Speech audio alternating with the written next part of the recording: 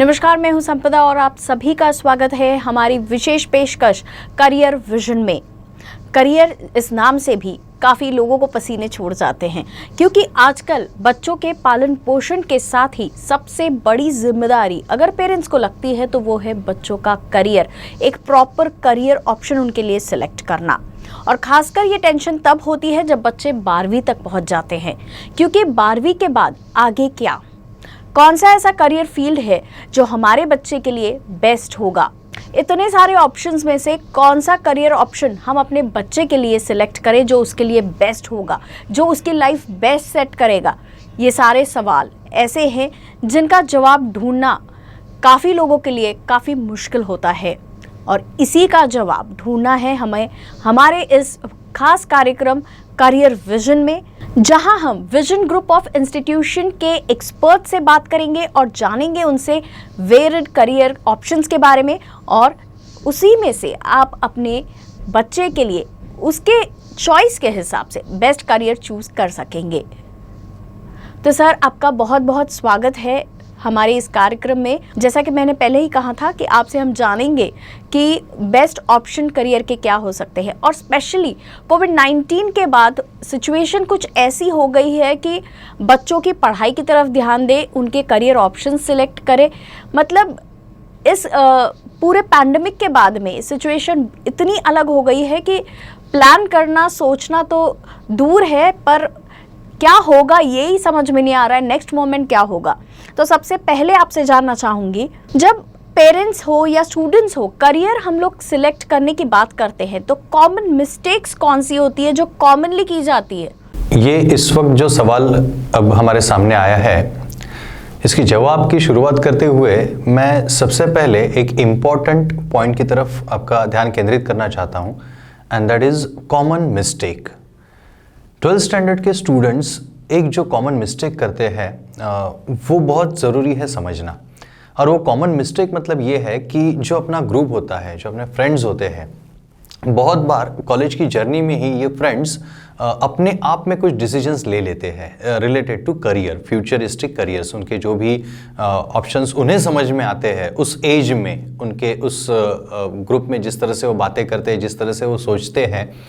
तो ये एक कॉमन मिस्टेक पाई जाती है 12th स्टैंडर्ड के स्टूडेंट्स में, जिनसे हमें बचना चाहिए कि उस वक्त उनकी उम्र जो होती है या उनकी जो समझ होती है वो इतनी नहीं हो सकती है कि वो देख सके कि उसमें प्लस और माइनस पॉइंट्स क्या है जिस करियर के बारे में वो बात कर रहे हैं, डिस्कशन कर रहे हैं, और शायद किसी नतीजे की तरफ बढ़ रहे हैं। तो सबसे पहली चीज़ ये है कि जब आप उस 12th स्टैंडर्ड की कगार पे खड़े हैं और आगे के फ्यूचर एजुकेशन का प्लान कर रहे हैं, तो सबसे पहले इन कॉमन मिस्टेक्स से बचें। जो भी सिर्फ एक दोस्त या जो भी उनका कोई ग्रुप है, इन्होंने जो भी डिसीजंस लिए हैं बस उसी को आखिरी मान के ना चले। मैं ये नहीं कहूँगा कि वो ठीक नहीं होता है। ऑफ कोर्स अगर स्टूडेंट्स अपने करियर से लेके उस पॉइंट को लेके अगर डिस्कशन कर रहे हैं तो वो ज़रूर अच्छी बात है, लेकिन वो डिस्कशन जो है उसी को प्रमाण मान के वो ना चले। करियर चूज करना मतलब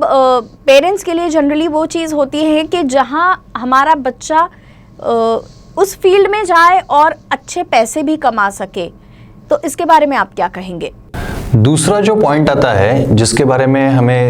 हम सोचने पे मजबूर हो जाते हैं, वो ये है कि बहुत बार ये जो स्टूडेंट्स होते हैं ये करियर वो चुनना चाहते हैं जिसमें ज़्यादा पैसा मिलता हो। ऑफ कोर्स वो जो चीज़ होती है वो हमेशा उस तरह से नहीं होती है। जैसे एक एग्जांपल अगर मैं देता हूँ कि बहुत सारे युवाओं को बॉलीवुड का बहुत अट्रैक्शन होता है। बहुत सारे युवा हर दिन मुंबई आते रहते हैं और ट्राई करते रहते हैं, एफर्ट्स लेते रहते हैं। तो ये जो अट्रैक्शन पॉइंट होता है, इस अट्रैक्शन पॉइंट को समझना भी बहुत ज़रूरी है। कुछ ऐसे फील्ड्स हैं, कुछ ऐसे करियर्स हैं जिसमें पैसा तो है, लेकिन क्या वो करियर हमें सूट करेगा, क्या उसका जो स्ट्रगलिंग फेज़ है उसके लिए हम तैयार है, इसके बारे में बिना सोचे हम कभी कभी उस तरफ बढ़ देते हैं। तो इन चीज़ों से भी हमें बचना बहुत ज़रूरी होता है। ऑफ कोर्स हमें आगे पैसा कमाना है, लेकिन वो जो सिर्फ एक कॉइन की साइड है, वो पैसे की एक साइड है, उसको ना देखते हुए उसकी दूसरी जो साइड है, उसके जो स्ट्रगलिंग फेज है, उसके जो एफर्ट्स जो लेने हमें चाहिए और वो क्या हम उसमें कंफर्टेबली वो ले पाएंगे या नहीं ले पाएंगे, ये जानना भी बेहद ज़रूरी होता है। पेरेंट्स जो होते हैं वो वेरिड अलग अलग ऑप्शंस यहाँ वहाँ पढ़ते हैं, सुनते हैं, लेकिन बच्चे जो होते हैं उनके ऊपर कहीं पीयर प्रेशर भी होता है। ये पीयर प्रेशर क्या होता है और किस तरीके से ये वर्कआउट करता है स्टूडेंट्स के ऊपर, खासकर जब वो बात करियर की कर रहे हैं या करियर ऑप्शन सिलेक्ट करने की बात है। उसके आगे एक ऐसा एक पॉइंट आएगा जहाँ पे हमारा जो परिवार होता है या हमारे जो कोई रिश्तेदार होते हैं, मतलब जैसे मैंने पहला एक पॉइंट लिया था जहाँ पे हमने बताया था कि जो बच्चों के ग्रुप्स होते हैं, जो उनकी एक जो फ्रेंडशिप्स जो उनकी होती है, उनके जैसे डिसीजंस होते हैं और शायद वो उस तरफ जा सकते हैं। उसी तरह से हम जिस सोसाइटी में रहते हैं, जो सोसाइटी हमारे घर से शुरू होती है, हमारे फैमिली से शुरू होती है, उनका भी एक प्रेशर कभी कभी लगातार बनता रहता है और कभी कभी वहाँ पे भी हम गलत डिसीजन की तरफ जाने की संभावना होती है। जैसे हमारे रिश्ते में अगर कोई है तो बुआ है या चाचा जी है, वो किसी को देखते हैं कि फलाने एक हमारे पहचान के उस लड़के ने ये एक कोर्स किया, जो भी है उसका नाम XYZ कोर्स किया, और उसके बाद वो यहाँ पे लगा, उसने इतना कमाया, या फिर उसके बाद उसने बिजनेस शुरू किया। ये सारी चीज़ें जब आती है तो ऑटोमेटिकली एक प्रेशर बिल्डअप होता है और शायद उस प्रेशर में भी हम गलत डिसीजन जो है ले सकते हैं। तो इससे भी हमें बचना बहुत ज़रूरी है। ऑफ कोर्स डिस्कशंस कभी भी what we can say avoid नहीं करनी चाहिए, या वो हमेशा बुरे होते हैं या उनका नतीजा बुरा होता है, ऐसा मैं बिल्कुल नहीं बताना चाहता। ऑफ कोर्स डिस्कशन करें, ऑफ कोर्स थर्ड ओपिनियन ले, लेकिन ये जो ओपिनियंस और डिस्कशंस है इससे प्रेशर में ना टर्न होने दे और किसी के इन्फ्लुएंस में आके हम कोई डिसीजन ना ले। बस इस बात का ध्यान रखना बेहद ज़रूरी है। कई पेरेंट्स का ऐसा मानना होता है कि हमारे बच्चे को जिस फील्ड में इंटरेस्ट है उसमें उसका करियर होना चाहिए। तो हम कैसे समझें कि बच्चे का इंटरेस्ट कहाँ है और उसके लिए बेस्ट करियर ऑप्शन क्या हो सकता है? एक्चुअल जो करियर होता है वो अपने इंटरेस्ट पे निर्भर होना चाहिए। यानी मेरा इंटरेस्ट, मेरा लगाव किस चीज़ में है। अब ये बात कहने के लिए बहुत आसान लगती है, लेकिन ऐसा होता नहीं है, क्योंकि ये जो उम्र होती है, इस उम्र में बहुत बार हमें किस चीज़ का अट्रैक्शन है और किस चीज़ का हमें इंटरेस्ट है, ये शायद पता करना थोड़ा सा मुश्किल लगता है। लेकिन ऐसा ना करते हुए अगर हम ये बाकी सारी चीज़ों को अवॉइड करके अगर थोड़ा सा अपने आप के बारे में अगर आप सोचेंगे, तो आपका एक्चुअल इंटरेस्ट जो है वो फाइंड आउट करने में अगर आप एफर्ट्स लगाएंगे तो शायद इसका जवाब आपको मिल सकता है। क्योंकि करियर और इंटरेस्ट, अगर इन दोनों चीज़ों को अगर आप मिला दें तो आपका जो फ्यूचर है वो सही मायने में एक अच्छा फ्यूचर हो सकता है। क्योंकि करियर जो चीज़ है वो उसी चीज़ पे निर्भर है कि आप उसको कितना जस्टिस दे सकते हैं। तो इसीलिए आपका जो इंटरेस्ट है वो फाइंड आउट करने की कोशिश करना बहुत ज़रूरी है। जो समय हम इन बाकी सारी बातों में गुजारते हैं उसमें से आधा समय भी अगर आप अपने आप को दे और अपने आप को एक जानने की कोशिश करें कि मैं एक्चुअल किस चीज़ में इंटरेस्टेड हूँ, और अगर आपको उसका जवाब मिल जाए तो आप सिलेक्ट कर सकते हैं कि आपको किस दिशा में जाना ज़्यादा आपके लिए फ़ायदेमंद हो सकता है। करियर सिलेक्ट करते वक्त उसका फ्यूचर पर्सपेक्टिव कैसे जाने और कैसे उसको इम्पोर्टेंस दे, किस तरीके से हमने ये सिलेक्ट करना है? कभी कभी अपने इंटरेस्ट के जो एरियाज होते हैं वो मल्टीपल भी हो सकते हैं। बहुत बार जिन स्टूडेंट से मैं मिला हूँ, जब मैंने उनसे बातें की है तो मुझे ये समझ में आया है, मेरी एक ऐसी स्टडी है कि इंटरेस्ट के जो क्राइटेरियाज होते हैं वो अलग अलग होते हैं। जैसे जैसे उम्र बढ़ती जाती है, बचपन से लेके अगर हम जर्नी अगर देखें स्टूडेंट्स की, तो उनके इंटरेस्ट के जो क्राइटेरियाज है वो चेंज होते हुए नज़र आते हैं। तो बहुत बार ऐसा हुआ है कि जब मैंने कम्युनिकेशन किया है स्टूडेंट के साथ रिलेटेड टू करियर, उनके डिज़ाइन के लिए या करियर से लेके जब मैंने उनके बातें की है, उनका इंटरेस्ट फाइंड आउट करने की कोशिश की है, तो मुझे ये नज़र आया है कि कभी कभी 2-3 ऐसे फील्ड्स होते हैं जिनमें उन्हें इंटरेस्ट होता है कम या ज़्यादा। मतलब मुझे पहले ये पसंद था या मैं ये करना चाहता था या चाहती थी, और उसके बाद में फिर ये मुझे पता चला तो यहाँ पे भी मैं अच्छा काम कर सकती हूँ या कर सकता हूँ। तो इस तरह से जब जवाब आते हैं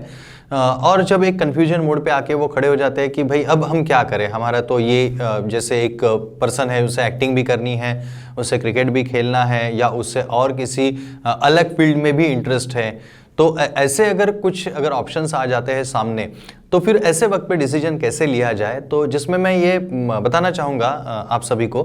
कि ऐसे दुविधा के वक्त हमें देखना ये चाहिए कि अगर वो इंटरेस्ट एरियाज अगर अपने हैं, जो मैं एक कॉमन हूँ उसमें और मेरे ये 2 या 3 इंटरेस्ट एरियाज है, तो उस वक्त हर जो इंटरेस्ट अपना एरिया है उसका फ्यूचर प्रोस्पेक्टिव क्या है, मतलब उसमें भविष्य जो है वो किस तरह से होगा, कहाँ पे कितने एफर्ट्स लगेंगे और कहाँ पे कितनी स्पीड लगेगी, कहाँ पे हम अपने नसीब के ऊपर डिपेंड रहेंगे और कहाँ पे सिर्फ अपने एफर्ट्स जो है वो रंग लाएंगे, और वहाँ पे कितने दिनों तक हम कंसिस्टेंटली एफर्ट कर सकते हैं, कहाँ तक हमारा वो लगाव जो है बना रहेगा। इन सारी चीज़ों को देखना बहुत फिर ज़रूरी बन जाता है। यानी अगर इंटरेस्ट एरियाज 2 या 3 अगर आपके सामने आ जाते हैं, आप अगर अपने आप से अगर पूछते हो और आपको पता चलता है कि ओके ये 2 या 3 मेरे इंटरेस्ट एरियाज है, तो उस वक्त हमें ध्यान ये देना है कि उस हर इंटरेस्ट एरिया का फ्यूचर प्रोस्पेक्टिव क्या है, उसका भविष्य कैसे कैसे हो सकता है और कितनी कितनी अपॉर्चुनिटीज हमें आगे उसमें मिल सकती है, उसका एक कंपैरिजन करना फिर बहुत ज़रूरी बन जाता है। कई बार ऐसा होता है कि हम लोग सैलरी देखकर करियर चूज करते हैं कि सैलरी अगर अच्छी है तो लाइफ अच्छी होगी। कई बार ऐसी सोच होती है, तो ये कहाँ तक सही है? लेकिन ये जो इंटरेस्ट एरियाज है, इनका जो स्टडी मैंने अभी आपको करने के लिए बताया है, उसमें आप फिर से सैलरी या अपना जो पेमेंट है उसके बारे में मत सोचिए। मतलब मैं आपको ये सलाह देना चाहता हूँ कि don't select your career on the basis of salary और पेमेंट यू आर गेटिंग, ये अवॉइड कीजिए, क्योंकि हर फील्ड जो है वो अपने आप में आपको एक कामयाबी तक ले जा सकता है। हर फील्ड में एक माइलस्टोन जरूर होता है, फिर चाहे वो जल्दी आ जाए या थोड़ी देर में आ जाए, बट पैसे अर्न करना ये आप सबसे पहले जो है इसको ध्यान में रखते हुए अपना करियर ना सिलेक्ट करें। और करियर की शुरुआत किस तरीके से करें? मतलब डायरेक्टली आपने जाना है, एग्जाम्स देने हैं, इंटरव्यूज देने हैं, या कुछ और भी ऑप्शंस है जिससे कि आपको करियर ये अपने लिए सही है या नहीं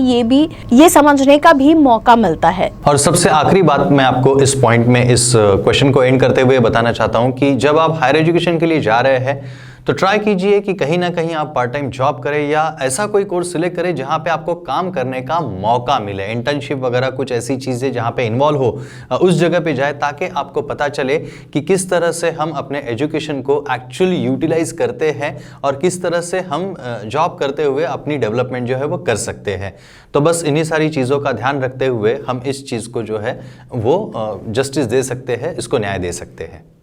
सर, अब जब एग्ज़ाम्स 12th के जो बोर्ड एग्ज़ाम्स हैं वो कैंसिल हो गए हैं, तो ऐसी कंडीशन में बच्चों ने अपने करियर को किस तरीके से प्लान करना चाहिए? मतलब उन्होंने जैसे किस करियर को, किस लाइन को, फील्ड को सिलेक्ट करना है, साथ ही वहाँ जो अपॉर्चुनिटीज़ हैं वो किस तरीके से, एडमिशन्स कैसे होंगे, ये सारी चीज़ अगर आप हमें बता सकें। इस बार की जो सिचुएशन है ये लिटरली हिस्टोरिकल सिचुएशन है, जबकि 12th स्टैंडर्ड के एग्ज़ाम पूरी तरह से कैंसिल की गई, ये सबसे पहली बात थी। और उसके बाद अब उनके जो मार्क्स है, किस तरह से उनके सर्टिफिकेशन करने वाले हैं, तो इन दिनों में CBSE का जो फॉर्मेट है वो आ चुका है, तो उसको मैं थोड़ा सा आपको शॉर्ट में बता देता हूं। और उसी तरह से जो अलग अलग स्टेट बोर्ड्स है वो शायद थोड़ा ±1-2% उसी तरह से जो मार्क्स डिस्ट्रीब्यूशन है वो करने के चांसेस सबसे ज़्यादा है। CBSE ने यह बता दिया है कि 30% वेटेज जो है वो 10th स्टैंडर्ड के मार्क्स को दिया जाएगा स्टूडेंट्स के, 30% जो है 11th स्टैंडर्ड में कॉलेज ने जो एनालिसिस किया है वो, एंड बचा हुआ जो 40% है वो 12th स्टैंडर्ड के जो असाइनमेंट्स उन्हें दिए गए थे कॉलेज की तरफ से उनको जोड़ के 100 में से मार्क्स जो है वो देने वाले हैं। और बस इसी को ध्यान में रखते हुए, इस गाइडलाइन को पकड़ते हुए प्लस माइनस में बाकी स्टेट जो है उसे फॉलो कर सकते हैं। मार्क्स की जो ओढ़ लगी रहती है वो किस लिए होती है? क्योंकि हमें आगे कॉलेज सिलेक्ट करने होते हैं। और बहुत बार ऐसा होता है कि स्टूडेंट्स के बीच में कुछ कॉलेजेस बहुत पॉपुलर होते हैं, कुछ कॉलेजेस बहुत बड़े बड़े नाम और ब्रांड बन चुके हैं और उनके पीछे हम भागते हैं। लेकिन कॉलेज सिलेक्ट कैसे करें इसके बारे में मैं आपको बता दूं कि कभी भी कॉलेज की बड़ी बड़ी इमारतें या बड़े बड़े नाम सिर्फ इन्हें देख के आप वहाँ पे मत जाइए, क्योंकि बहुत बार ऐसे होता है कि जो कोर्स या जो स्ट्रीम हम सिलेक्ट कर रहे हैं उसको लेके वो पर्टिकुलर कॉलेज जस्टिस देगा या नहीं, ये हमें पता नहीं होता है। समय बदलता रहता है, कल जो चीज़ें थी वो आज कायम नहीं रहेगी। तो कॉलेज सिलेक्ट करते जाते हुए हम ये देख सकते हैं कि वहाँ पे फैकल्टीज़ कौन हैं, किस तरह से वो ईयर आगे ले जा रहे हैं, वहाँ पे आगे फ्यूचर अपॉर्चुनिटीज़ कितनी हैं, जैसे कैंपस वगैरह ये सारी चीज़ें वहाँ पे होती है या नहीं होती है, और प्लेसमेंट रेट जो उनका है वो क्या है। इन सारी चीज़ों को अगर हम देखें, ना के नाम और इमारत देखें, तो ज़्यादा बेहतर है। इस वक्त की अगर हम बात करें, जब अपने रिजल्ट जो है वो एक अलग पैरामीटर पे निकलने वाले हैं बिना एग्जाम के वगैरह, और जैसे कॉलेज के बारे में मैंने अभी आपको बताया, अब अगर पॉइंट ये आता है कि फिर करियर कौन सा सिलेक्ट करे, करियर कौन सा चूज करे, तो मैं आपको बताना चाहूँगा कि इस पैंडेमिक में ही हम ये सीख सकते हैं। इस लॉकडाउन के दौरान अगर आपने ध्यान से देखा होगा, अगर आपने थोड़ा सा इसको एनालाइज करने की कोशिश की, तो आपको पता चलेगा कि कुछ एरियाज जो थे वो कम्प्लीटली बंद थे, लेकिन कुछ एरियाज ऐसे थे जो चल रहे थे, मतलब जिन्हें बैन नहीं किया गया था। जैसे अगर बात करें ऑटोमोबाइल्स की, तो जी हाँ, ये जो ऑटोमोबाइल जो फील्ड है, जो इंडस्ट्री है, वो लगातार चल रही थी, क्योंकि मोबिलिटी जो है वो उस तरह से हम लोग कम्प्लीटली बंद नहीं कर सकते हैं। उसी के साथ साथ अगर हम बात करें तो कुछ अत्यावश्यक सेवाओं के तहत कुछ ऐसी इंडस्ट्रीज थी जो उस वक्त चल रही थी, जैसे हॉस्पिटल्स की अगर हम बात करें, मेडिकल इमरजेंसी में, मेडिकल इमरजेंसी सर्विसेज में उन्होंने लिया था मेडिकल को, और हॉस्पिटल्स एंड लैब्स वो कंटिन्यू काम कर रहे थे। उसी के साथ साथ बैंकिंग चल रहा था, उसी के साथ साथ आईटी भी चल रही थी। तो ऐसे कुछ एरियाज है, ऐसी कुछ इंडस्ट्रीज है जो इस पैंडेमिक में भी या इस तरह के इमरजेंसी में भी वो बंद नहीं थी। तो हम करियर अगर सिलेक्ट करना चाहते हैं इस वक्त, इस मोमेंट पे, तो आपको ज़रूर मैं सलाह देना चाहूँगा कि कुछ ऐसे करियर्स हैं जो किसी भी तरह से रुकने वाले नहीं हैं, तो हम उन एरियाज़ की तरफ भी ध्यान दे सकते हैं कि जहाँ पे हम वो एज अ करियर वो इंडस्ट्री को हम सिलेक्ट कर सकते हैं। साथ ही में हमें ये भी ध्यान रखना बहुत ज़रूरी है, जो भी करियर हम सिलेक्ट कर रहे हैं या जो इंडस्ट्री हम सिलेक्ट कर रहे हैं, उसकी स्ट्रेंथ क्या है, उसके वीकनेसेस क्या है, अपॉर्चुनिटीज कितनी है और थ्रेट्स कितने हैं वहाँ पे। और सेम वही एनालिसिस हम अपने आप के ऊपर भी कर सकते हैं। आपकी स्ट्रेंथ क्या है, आपकी वीकनेसेस क्या है, अपॉर्चुनिटीज आप किस तरह से ग्रैब कर सकते हैं, कौन कौन से चैलेंजेस आपको रोक सकते हैं, यानी दोनों तरफ आप इन चीज़ों का ध्यान रखना बहुत ज़रूरी है, जो ज़्यादा अच्छा हो सकता है। यानी अपने स्ट्रेंथ, वीकनेस, अपॉर्चुनिटी ग्रैब करने की कैपेसिटी, एज वेल एज सामने की जो इंडस्ट्री है या जो एरिया है जिन्हें हम एज अ करियर सिलेक्ट करना चाहते हैं, उनके भी सेम पॉइंट्स को अगर हम एनालिस करें, अगर उस ग्राफ को अगर हम ठीक से अगर स्टडी करें, तो बहुत आसान हो जाएगा आपको आपका बेस्ट करियर चुनना। और इस सवाल के अंत में मैं आपको एक बात ज़रूर बताना चाहूँगा जो आपसे शेयर करना बहुत ज़रूरी है। वो ये है कि इन दिनों कुछ साल पहले 2014 के बाद स्किल बेस्ड वोकेशनल कोर्सेज जो है, डिग्री कोर्सेज जो है, वो आपके लिए अवेलेबल किए गए हैं। बहुत सारी अलग अलग स्ट्रीम्स उसमें हैं। वोकेशनल कोर्सेज का मतलब ये होता है कि ये इंडस्ट्री से जुड़े हुए होते हैं। तो थोड़ा सा अगर आप इनके बारे में अगर जानकारी ले, थोड़ा सा अगर आप सर्च करेंगे, तो आपको पता चल सकता है कि जिस किसी इंडस्ट्री में आप इंटरेस्ट ले रहे हैं, आपके इंटरेस्ट का एरिया है, उससे रिलेटेड अगर ये स्किल कोर्सेज को अगर आप ज्वाइन करते हैं, तो आपका एजुकेशन भी बरकरार रहेगा। यानी जो ग्रेजुएशन परस्यू आपको करना है वो आप वो तो करेंगे ही, मतलब आप एजुकेशन में तो आगे बढ़ेंगे ही बढ़ेंगे, लेकिन एजुकेशन के साथ साथ आप उस इंडस्ट्री के साथ जुड़कर जब आप सीखेंगे, जब आप काम करेंगे, तो आपको एक अलग ही पायदान पे आप अपने आप को जरूर पाएंगे। तो इसके बारे में जरूर जानकारी लीजिए और उसे जरूर सर्च करके आप देखिए। स्किल बेस्ड प्रोग्राम जो है वो आज के जो हालात है या आज का जो टाइम है उसकी जरूरत है। Thank you so much sir कि आप यहाँ आए। और करियर ये एक इतना जटिल सवाल हर पेरेंट के लिए लगता है, तो उसे किस तरीके से सिलेक्ट किया जाए, इसके लिए आपने इतनी अच्छी गाइडेंस हमें दी। Thank you so much. और आपसे आगे भी इस विषय पर इसी तरीके से जानकारी हम लेते रहेंगे। तब तक के लिए नमस्कार।